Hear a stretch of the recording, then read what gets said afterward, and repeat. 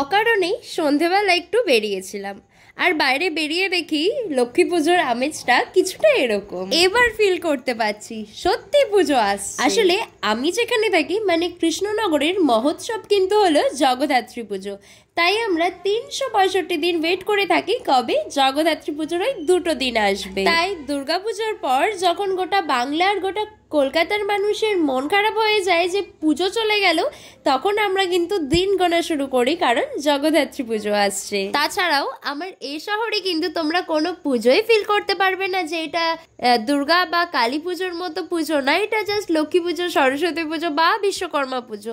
এখানে কিন্তু প্রতিটা পুজোই এত মহৎভাবে সেলিব্রেট করা হয়। তবে দুঃখের বিষয়, আমি যেহেতু ঠাকুর দেখতে বেরোয়নি, আমি কিন্তু আলাদা করে সেরকম ভাবে কোনো ঠাকুর দেখিনি। ঘুরতে ঘুরতে এই কটা ঠাকুরই চোখের সামনে পড়লো, সেইগুলোই দেখে বাড়ি ফিরে আসলাম।